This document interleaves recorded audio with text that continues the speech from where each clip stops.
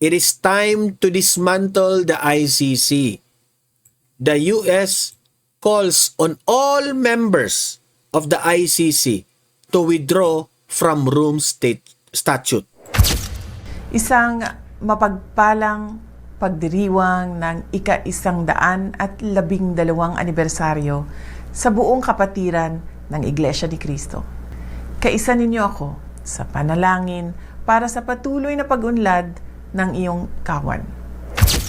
Pero dahil nga sa ginagawang kampanya ng Amerika na ang pangako talaga nila brick by brick, talagang bubuwagin nila itong ICC, diyan po nabubuhayan tayo na kapag wala ng ICC, wala naman silang gagawin, wala na silang alternatibo kung hindi pa uwiin talaga si Tatay Digong.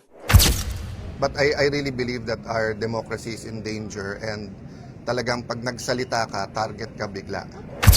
Magandang hapon po sa ating lahat dito sa Donmar TV. At ngayong araw na ito, aabangan natin mamaya yung sona ni Bongbong Marcos kung ano kaya ang kanyang sasabihin na mga achievements. Meron ba? Meron bang achievements? Yan ang tanong eh. At I think ngayon is also ipagpatuloy nila kaunti yung impeachment trial ni VP Sara. Yan rin ang ating itatalakay mamaya. Abangan natin yan. But bago ang lahat dyan, ay unahin muna natin itong nag-trending na balita patungkol po sa Amerika na gusto na nilang i-dismantle itong ICC. At sa mga nananawagan po ang Amerika ngayon na lahat ng mga miyembro ng ICC ay mag-withdraw na ng support ng ICC at tuluyan ng i-dismantle. Okay? At sa tingin ko naman ay marami pong matutuwa dito na mga Pilipino. Kasi nga, alam natin, nandoon po sa kamay ng mga ICC si former President Rodrigo Roa Duterte na is-espesyal po ng sambayan ng Pilipino kasi siya lang naman ang nagpapatagumpay ng ating bansang Pilipinas. I-deny man yan ng mga loyalista at mga dilawan pero yan ang katotohanan. Okay? Mamaya pag-usapan natin yan ang update dyan kasi grabe guys, ang mga miyembro ng ICC tumiwalag na. At mamaya, i-explain ko yan. At pangalawa nating pag-uusapan, Vice President Inday Sara Duterte nagsalita na patungkol po dito sa Iglesia ni Cristo. Yan. Mamaya abangan nyo yan kung ano yung mensahe ni VP Sara sa INC.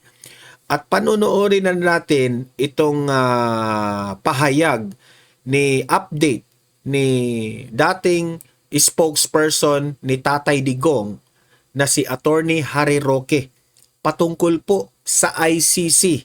Kapag ito ay madismantle, ano na ang magiging mangyari kay Tatay Digong? Okay? Mamaya pag-usapan din natin yan. Maganda yan. At bago mag-State of the Nation address, itong si Bongbong Marcos mamaya, ay nagpa-unlock po ng interview itong si Senator Alan Peter Cayetano at sinagot ang mga issues patungkol sa mga issue patungkol sa mga minority ngayon, no? Ng mga senador kung paano sila nag-move forward kahit sila po'y ginigipit ng administrasyong Marcos. Okay?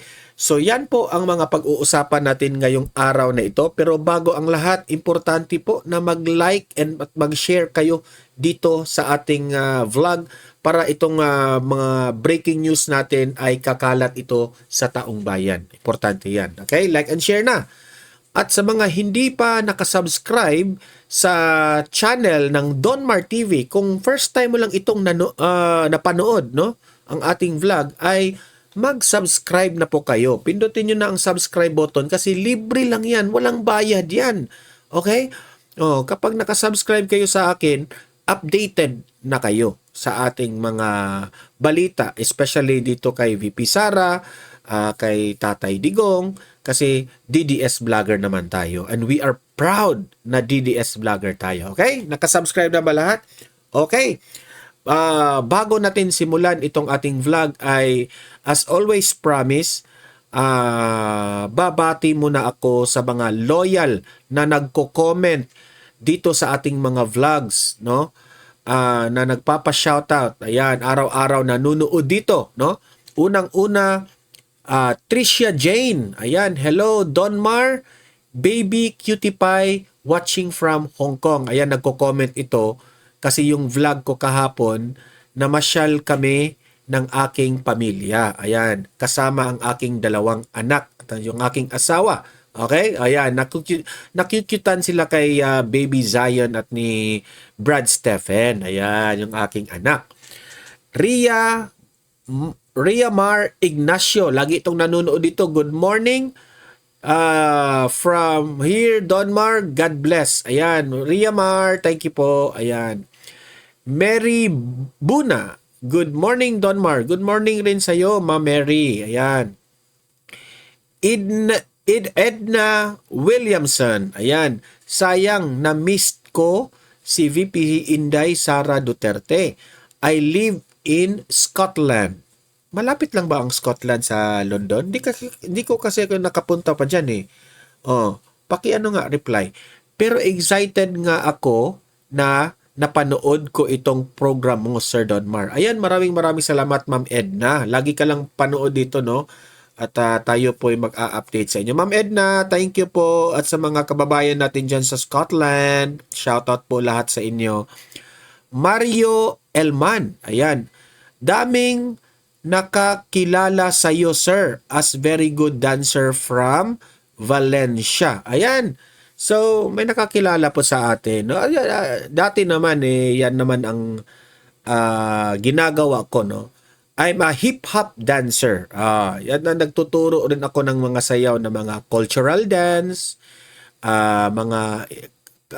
yung mga ano talaga, yung nagte-train rin natin ng mga street dance, yung mga lahat ng sigurong mga cultural dance at hip-hop dance, no? Meron kaming grupo noon, Prime Machine. At sa Valencia naman, Heartbreakers. Ayan, ang dami kong grupo, no? Na nasalihan natin yung natin, no? Yung tayo pa ay tumambling like street boys. Meron pa lang nakakakilala dito sa atin. Mario Elman, thank you po, no? Thank you sa inyo. Ayan. So, heto po, no? Simulan na natin itong balita na ito. Yan. Ito po ay shinare ni kaibigan natin na si Joey DeVivry, no? Yung vlogger, DDS vlogger nating kaibigan. Na update po ito patungkol po dito sa pinost ng US Department of State. Okay? Ano ba ang pinost nila? Ito, lakihan natin para mabasa nating lahat. Okay? Anong sinabi? The US or the United States of America welcomes the decision by interim President Delcy Rodriguez and Venezuela to withdraw from the ICC and the new Venezuelan government's partnership on America-led efforts to dismantle the corrupt and worthless ICC. Ayan. Yung Venezuela po, tumiwalag at ang kanilang leader. The so-called court has been investigating Nicolas Maduro since 2018. Alam naman po natin ito, no? With no result. Ayan.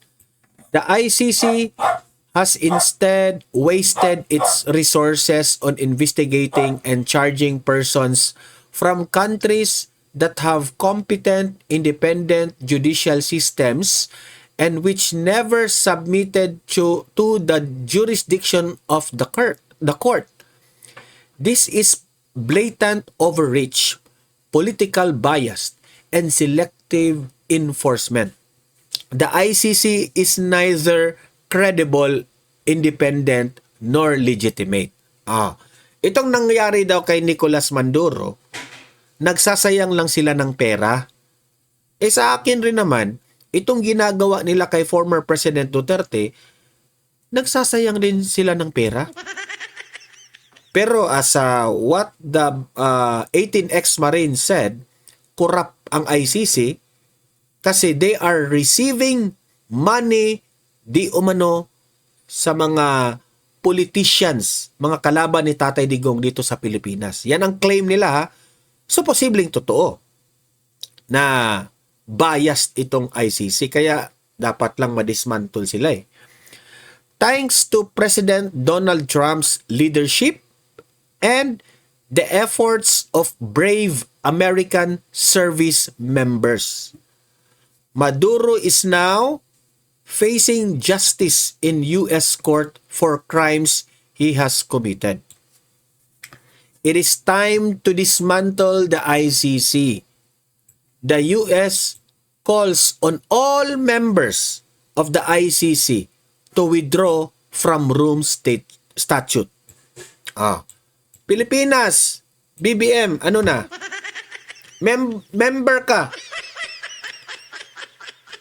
No. I mean, hindi pala member. Dati tayong member. Inunahan na ni Duterte na tumiwalag sa ICC, di ba? Ngayon, BBM. Di ba sip-sip ka sa Di ba sip-sip ka man sa Amerika? Papunta-punta ka pa doon na kinausap mo si Donald Trump, di ba? Ano na? Di ba? Di ka man nahiya? Pinakulong mo si Tatay Digong doon sa ICC? Ayun pala yung kaalyado mong halik ka sa puwet ng Amerika? Di ka man nahiya dito? Delikadesa lang, BBM! Delikadesa! Di ba? Kasi itong ICC, wala na talaga ito. Wala na talagang patutunguhan yung instead na nakakatulong sila sa mga bansa na medyo inaabuso ng kanilang sariling mga ito pa yung ICC ginamit pa for political weapon. Yan. Ito example sa nangyari sa Pilipinas. Nakikialam sila sa away politika dito sa Pilipinas. Hindi maganda. Hindi talaga maganda. Kinulong pa nila si Tatay Digong. Dahil si Tatay Digong ang unang nagkikriticize dyan sa ICC. Hindi po nagkamali si Tatay Digong na nagkikriticize dyan sa ICC. Bakit kayo mangingialam sa problema namin dito sa Pilipinas? Maraming mga inosenteng bata, babae, mga senior citizen. Nung panahon, pati senior citizen, binibiktima. Dahil dyan sa sira na ang mga utak dahil sa lulong sa bawal na gamot. At walang ibang nag-solve yan na politician, si Tatay Digong lang. Kasi may malasakit siya sa taong bayan. Kasi walang ni isang leader o politician o presidente na kayang i-overcome itong mga buwang na ito ng mga adik. Si Duterte lang ang matapang. Okay? Yan po. Yan, to make the long story short. At heto, panoorin po natin itong pahayag ni VP Sara sa Iglesia ni Cristo. Bakit nga ba siya nagbigay ng mensahe sa Iglesia ni Cristo? Panoorin po natin. Play.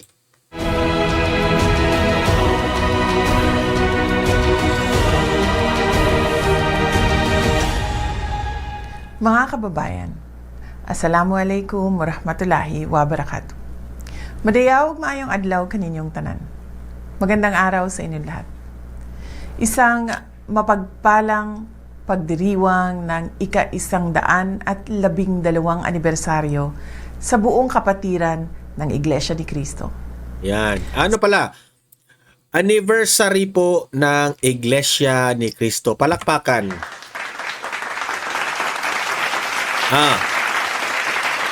Sa lahat ng mga audience ko dito sa Donmar TV na mga members ng Iglesia ni Cristo, happy anniversary po sa inyo in behalf of the Donmar TV community. Ayan, maraming salamat. Sa loob ng mahigit isang siglo, ang INC ay nananatiling haligi ng pananampalataya at pagkakaisa sa ating bansa. Sa pamamagitan ng inyong mga programa sa edukasyon, kabuhayan, at mabilis na pagtugon sa mga sakuna, patuloy ninyong ipinapakita ang tunay na kahulugan ng malasakit sa kapwang Pilipino. Hindi lamang sa Pilipinas, kundi sa iba't ibang panig ng mundo. Sa panahong nahaharap ang ating lipunan sa mga pagsubok sa ekonomiya at moralidad, ang inyong disiplina at matatag na pamumuno ay gumagabay sa ating mga kababayan tungo sa katwiran at kapayapaan. Kaisa ninyo ako sa panalangin para sa patuloy na pag-unlad ng iyong kawan. Sa gabay at pamamahala ng inyong kapatid na Eduardo V. Manalo. Naway magpatuloy ang INC bilang katuwang sa pamahalaan, sa pagpapatibay ng karakter ng ating mamamayan at sa pagtataguyod ng mas ligtas at maunlad na bansa. I wish the entire Iglesia ni Cristo a blessed anniversary. May your shared faith and devotion continue to strengthen the foundations of our nation. Maligayang anibersaryo. Mga kababayan, mahalin natin ang Pilipinas. Ibalik natin ang tapang at malasakit. Ang lahat ng ating ginagawa ay para sa Diyos, sa bayan, at sa bawat pamilyang Pilipino. Syukran. Ayan, no, grabe yung mensahe ni VP Sara, no. Nakakataba ng puso sa mga members ng INC, 'di ba? Ina-appreciate pa ni VP Sara yung Iglesia ni Cristo, 'di ba? Sa lahat ng mga ginagawa ng Iglesia ni Cristo, nakialam sila sa problema ng ating bansa, no? Hindi naman nanggugulo ang INC, eh. Sila lamang po ay nagpalabas ng kanilang saloobin kung ano ang nagiging boses ng INC, no? Kung ano ang nagiging hinanaing nila, yun rin ang mga boses at hinanaing ng buong sambayan ng Pilipino. Ayan, palakpakan, 'di ba, ng ICC, ng INC pa lang, ICC. INC. Ayan, nalilito tayo, INC, ICC. Donmar, ha?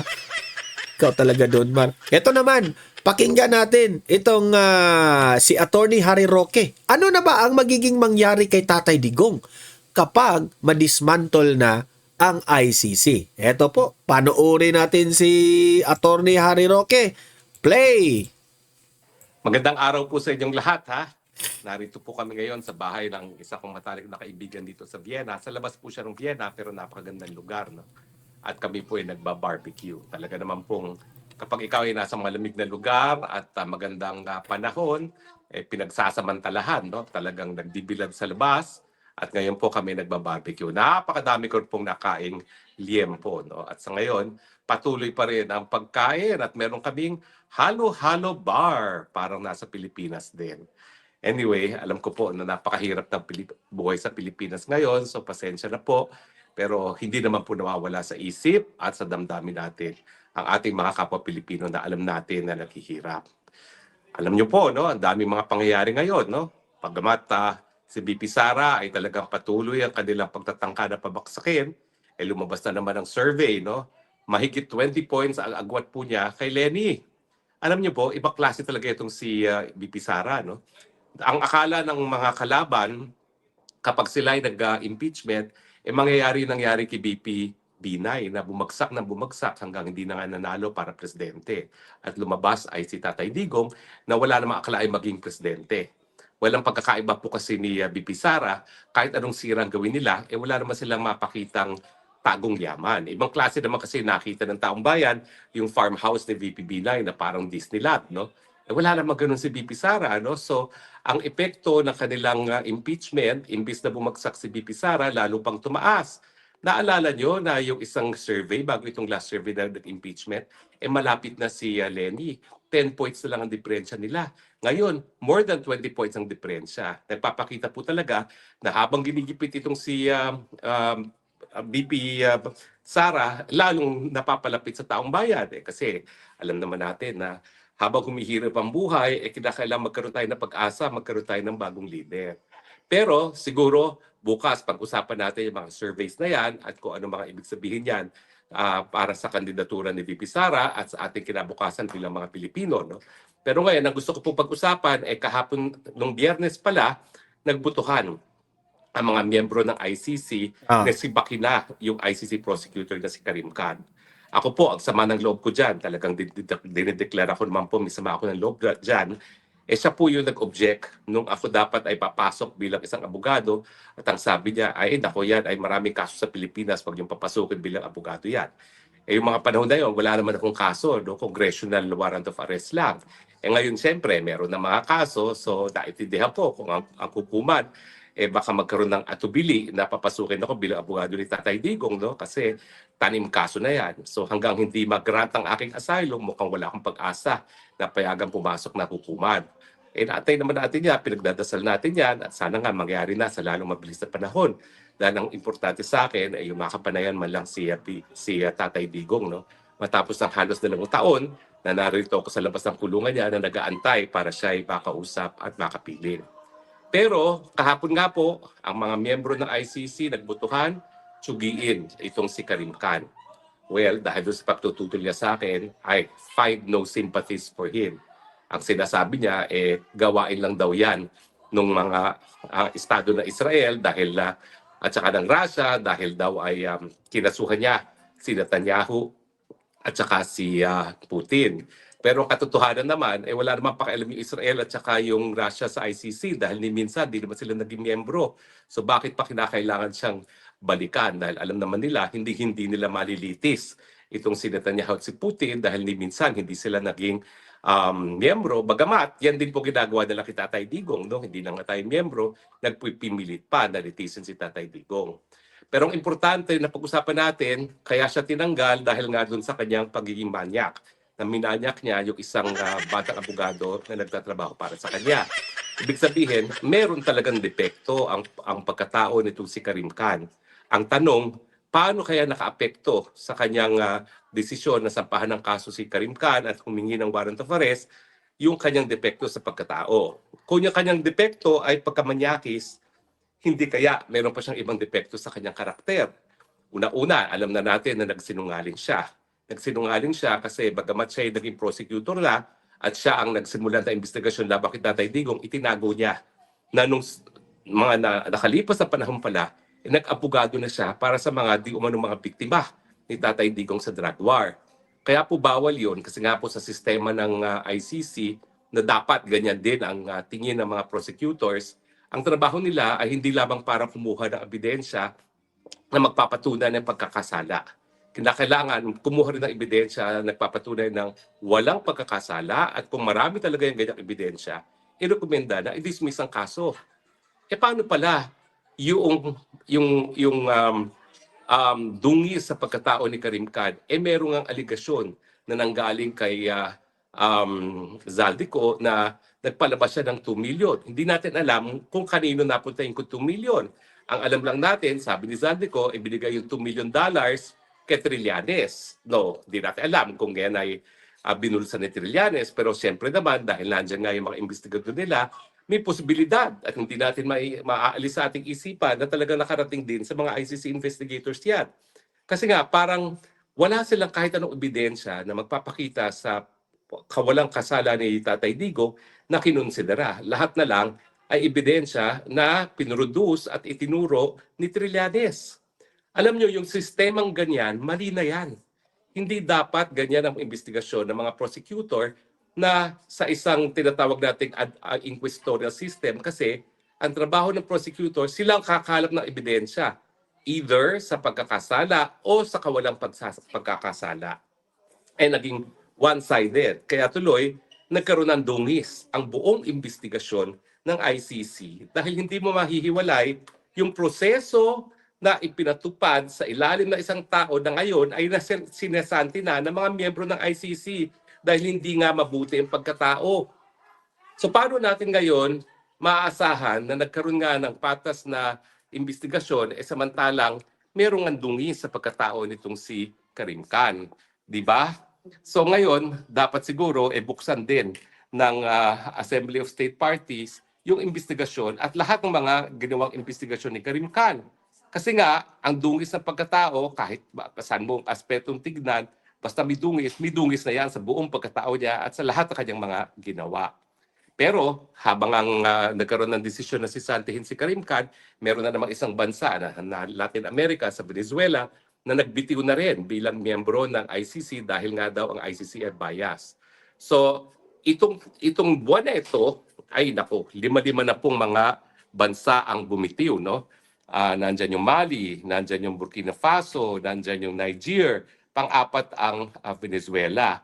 Tapos before that, syempre, Yan, nagbibitiw na lahat. ano ba ito? Yung may isa pang African country na hindi ko maalala kung ano yon, pero pang-limang African country na yan. No? Tapos syempre ang Pilipinas. Yung Hungary, dapat ang kauna-unahang bansa sa Europe na bibitiw, pero since nagkaroon ng bagong eleksyon, pinagpaliban muna ang pagbibitiw. Pero dahil nga sa ginagawang kampanya ng Amerika na ang pangako talaga nila, brick by brick, talagang bubuwagin nila itong ICC, diyan po nabubuhayan tayo na kapag wala ng ICC, wala naman silang gagawin, wala na silang alternatibo kung hindi pa uwiin talaga si Tatay Digong. At yan naman ang pinagdadasal natin. Dahil nga meron dungis itong prosecutor na nasa likod ng mga kasong na sinampa ng ICC at ngayon ay dinidinig ng ICC, inaasahan natin na ito'y magdadagdag pressure pa dun sa pressure na ina-apply ng Amerika para buwagin ng korte at maging dahilan nga ng makauwi na si Tatay Digong. No? Wag po kayo mag-aalala dahil at the rate na ang Amerika mismo naglalabi para ang kanyang mga aliado ay bumitiw na sa ICC, hindi ako magtataka kung ang African Union ang magsisimula, bukod pa dun sa 5 African states na bumitiw na, 55 member nations yung African Union na yan, baka en masse, no? Mga 20, 30, sabay-sabay na magbibitiw yan. At kapag nangyari yan, dagok yan sa buhay ng ICC dahil una-una, mawawala yung kontribusyon ng napakadaming mga bansa para doon sa operasyon ng ICC. At sa akin, ang pinaka-crucial, yung magiging kasagutan ng Japan dahil ang Japan ang pinakamalaking contribution ngayon sa ICC. Kaya nga ang ICC president ay isang Haponesa. Pero napakahirap naman sa parte ng Japan na baliwalain yung ginagawang panawagan ng Amerika na ang mga aliado nila ay dapat bumitiw na, itigil na ang funding sa ICC at saka ipatupad yung sanctions ng Amerika laban sa ICC at mga opisyalis niya. Alam niyo po, meron lang akong konting sasabihin tungkol sa mga sanctions. Sa ngayon po, nabubuhay pa rin ng ICC kasi karamihan ng mga bangko ng ICC at ang kanilang mga opisyalis ay nandito sa Europe. Kaya naman, naaapektuhan yung pagpapadala ng mga pera ng mga judges at opisyalis ng ICC doon sa kanilang mga bayan kasi dadaan yan doon sa SWIFT system na American system. Pero ngayon talagang pinainting pa ni Trump ang kampanya laban sa ICC. Ang mangyayari dyan, meron kasing batas sa Amerika na nagsasabi na lahat ng mga korporasyon na doing business in the US, pag hindi sumunod sa sanctions ng Amerika, ay po pwedeng maging dahilan din para ipatigil na ang kanilang pagdinegosyo sa Amerika. Sa tingin ko, yan ngayon ang gagawin ni Trump. Sasabihin niya, maski ang mga bangko ng mga opisyalis ng ICC ay nasa Europa, lahat ng mga bangko sa Europa na nagpapadala ng pera sa Amerika o nag-i-invest sa Amerika, pag hindi sumunod sa sanctions, masasanction din sila. So tingin ko, yan talaga yung simula ng kamatayan ng ICC. Kasi ngayon, alam nyo ba, na pati sa email, wala na silang Yahoo, wala silang Gmail. Ang ginagamit nila ngayon ay Proton. Pati sa software, wala na silang Microsoft kasi American yan. Hindi ko alam kung anong ginagamit nila ngayon. No? Pero sa tingin ko, yan talaga yung proseso na maiipit ang ICC. Kapag ginamit ng Amerika yung batas na nagsasabi na kinakailangan sumunod sa sanctions ang lahat ng mga dayuhang kumpanya, maski hindi sila principally based sa Amerika. Dahil pag hindi sila sumunod sa sanctions, babawalan sila na gumawa ng kahit anong negosyo dyan sa Amerika. Well, ang Pilipinas po, nagsabi na, hindi sila makakasunod daw dun sa kagustuhan ng Amerika dahil ibang ating pulisiya. Yan po yung yabang ni Marcos Jr. na palibasa, akala niya, importante siya sa Amerikano dahil pinapagamit niya mga teritoryo, pwedeng baliwalain ang kagustuhan ni Trump. Pero sa tingin ko nga po, ang kasagutan, kung gagalangin ng Amerika yung ganyang kasagutan ni Bongbong Marcos ay nakasalalay doon sa magiging relasyon ng Amerika at ng China. Dahil kung ang relasyon naman ng Amerika at China ay maging mabuti, di na nila kinakailangan ng Pilipinas para maging unsinkable warship. At kapag nangyari yan, makakatikim talaga itong si Trump. Abangan lang po natin ang susunod na kabanata. So maraming salamat po sa inyong patuloy na pagtangkilik. Nakakataba po ng puso. Ayan, so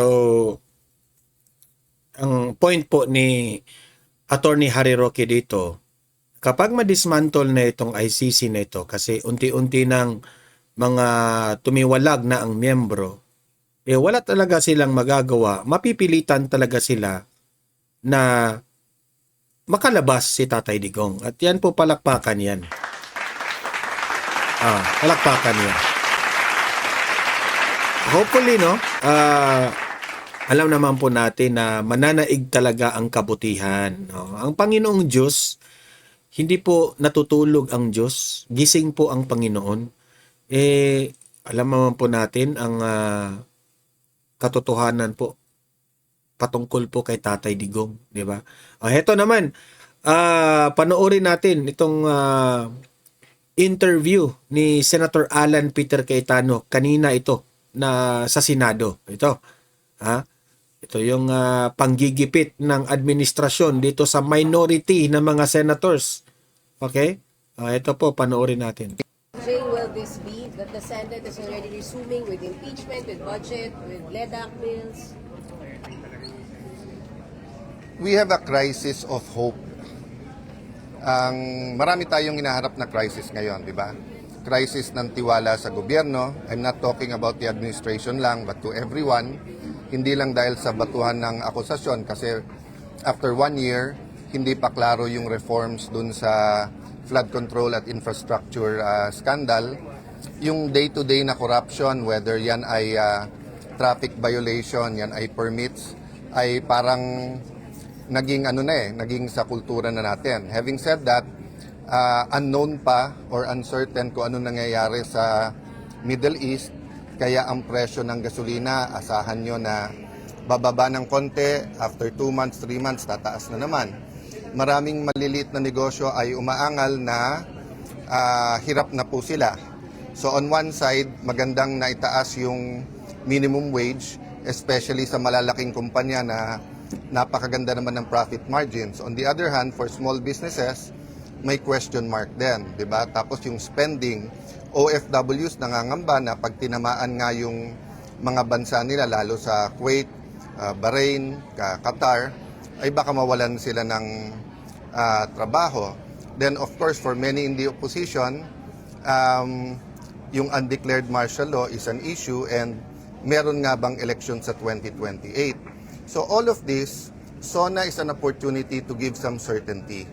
SONA is an opportunity not to pin the hopes on the administration, but hope na on certain areas pwede magkaisa. Diba? Halimbawa sa economy, when I had the chance to speak to many of the high officials in my short stint as a Senate President, sinabi ko sa kanila yon na okay sa akin yung prioritize yung ekonomiya, okay sa akin at okay yung fair at saka maayos na impeachment, and then paano natin i-resolve yung flood control na katanggap-tanggap.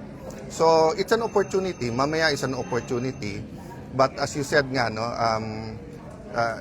sa impeachment trial, may 1 hour leisurely lunch ka, but let's say 4 to 7 yung session. So, ang matitira mo lang meeting time, if you like meeting ng lunch, breakfast, or dinner, is dinner. So, kung makauwi ka ng mga 9 o'clock, magbabasa ka ng 1-2 oras, 11, gising ka ulit ng 6-7, parang talagang ang gagawin mo na lang ay yung session hall at saka yung impeachment ng Monday to Wednesday. Meron naman Thursday to Saturday, But given that our senators are elected nationwide at dapat nagpapakita din kami sa other parts of the country, it'll be a challenging, hindi ko talaga malaman kung 3 months, 6 months, meron ngayon sinabi ni Senator Win na sa takbo ngayon baka umabot ng 1 year. So let's see. But we just have to rise to the challenge. How will you be adjusting, sir? Knowing na tao rin naman kayo at may hearings, may budget. Partly you plan it. Well, yun yung main concern ko. Malaki sa mga skandalo ay hugot sa budget. So, yung mas concern ko nga na pag umabot to ng late October, November, kasi remember kahit na November na yung budget hearings dito or October during the break, binabantayan na namin yung sa House, binabasa na namin yun So, yun ang medyo mabigat. Tapos alam na ilan na ba yung secretaries na hindi pa nako-confirm? Diba? Marami pa, sir. Water lang. Pero Senator, sir, Yeah. sa atin kayo ng... I'll just have a...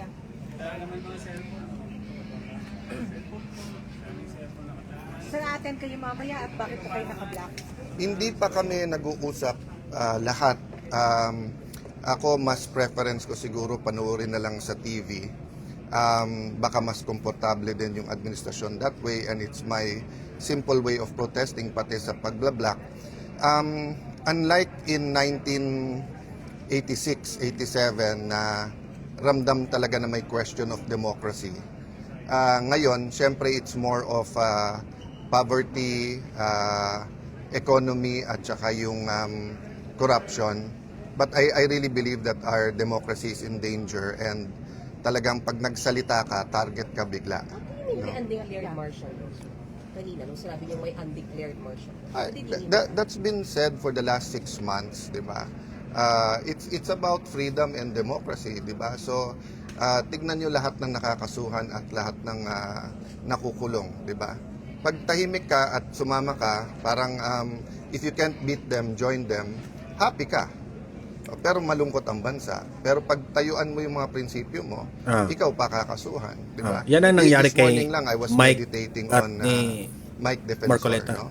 I don't know his activities.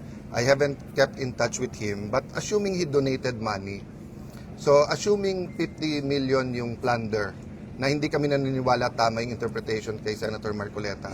Pero kung nag-donate ka ng 1,000, 1 milyon, tapos napasabay dun sa plunder ka rin, tapos non-available. Bantayan nyo yung mga kaso. Pag medyo kumampi, etc., hindi mo sure kung ifa-file o kaya available. Pagkakalaban, non-bailable ka agad. You believe Diba? there is undeclared martial law? Kung hindi man, we're nearing that. Diba? Kung vlogger ka, nakakampi, wala naman cyber libel, wala namang warrant ka agad. Pagkakalabang ka, nandyan na kaagad. Diba? You also ask your editors, your owners of the networks, yung pressures kung meron o wala. Kayo makakasagot niyan. Pero sa business at sa politika, even sa religious leaders, mga nakakausap ko na nakikita at nararamdaman nila na sana hindi. So one big assurance is paulit-ulit sabihin ng Malacanang na may election sa 2028, walang tsa-tsa, hindi i-abolish ang Senado. No, and one way to ensure that is yung numbers. To say na 2/3 is really 16. Kasi nagsimula yan sa 12 is 13 Diba? Tapos ngayon, first few days sinabi nga 16. But then may mga gumagalaw na questionin nyo na sa Supreme Court o kaya tignan natin o kaya agahan natin yung pag ano nito, no? So it's dangerous times. Sir, araw-araw may post may tweet si Ganun Senator niya ako Lacson. kamahal na paggising sa umaga ako naalala niya. From May 11 when I took the job, I knew that many persecution will be coming my way. Hindi ko lang na-expect it's through a senior senator na maraming bilib sa investigation skills. But ongoing, at every day naman, what you call this, may konti siyang amendment, etc. But like yung sinabi niya today, hindi ko alam saan nanggaling yon. I'm not the secretary of DPWH. I'm not the regional director. I'm not an engineer, di ba? So, but of course, taga-tagig ako. So, as much as I can, binabantayan ko. It's on the record. I never said certain things that he says I'm saying or doing. But pag may nabubuko kaming mali, Kayo, di ba nakita niyo yung nung mag-isa akong naghihiring halos dito dun sa bridge na bumagsak sa Isabela? May in-expose din ako ng mga tiwali na contractor na kung ano-anong ginagawa, whether it's in our city or otherwise. Hanggang ngayon, hindi nakakasuhan yung contractor na yon. No? So, marami kaming nakalaban sa Taguig, maraming natanggal, whether sa local government, sa national government, contractor. So, maaring yun yung mga nagsusumbong. So, i-verify lang nila mabuti. Pero harapin namin yon. Wala naman kaming choice kundi harapin yon. Ang hinihingi lang naman namin is that makita ng tao yung bigger picture na kung sinong nag-iimbestiga, kung sinong nag-criticize, biglang sila yung gustong imbestigahan. Hindi naman natin inaatrasan yan, pero hindi dapat ang ma-single out, di ba? So, ang dami, may mahaba ako listahan ng mga pwedeng tignan. So, having said that, let's finish the SONA, the contra SONA, then we'll have all the time for both the impeachment and allegations of corruption. But harapin natin yan. May insertion daw po kayo na more than 6 billion pesos sa 2025 budget. Kapag ka minority, insertion. Pag majority, amendment. Di ba? Pagka majority, pwedeng lahat ng senador may amendment and sasagutin ko sa tamang forum at panahon kahit sa harap nyo. But I want na ilatag niya yung ano ba talaga ang sinasabi niya, magkano, saan, etc. So, ang sinasabi niya ba, basta't nasa budget at nasa Taguig, ako na naglagay nun. Walang ibang officials from the cabinet to, di ba? Hindi mo masasagot yung allegation nang hindi buo eh. So, halimbawa, di ba yung sinabi? Pag sinabing mainstream media, maraming bayaran. Hindi ba unfair sa inyong lahat yun? Hindi ba unfair sa lahat, pati sa mga, ano yun, di ba? So, sabihin mo, sino, paano, magkano, para masagot mo. Di ba? So, din po siya sa tweet na yung mga projects na nabayaran ng alin project nga yun? Alin project yun? So, pag sinabi kong may radyo, Hinfa, matanda na tayo.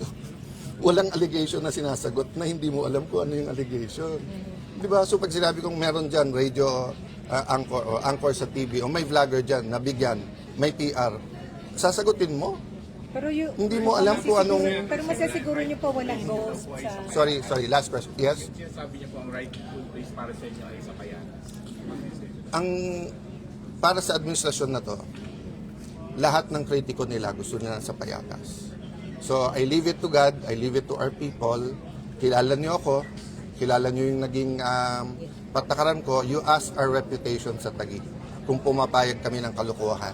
Kaya nga maraming galit na kontraktor eh. Kasi nga, mahigpit ang patakaran. Kung may nakalusot dyan, etc., let's see. Di ba? But you know us. You know us. You might not always like me, maybe more times asar o hindi, etc. But you know us. You know us. And people know us, di ba?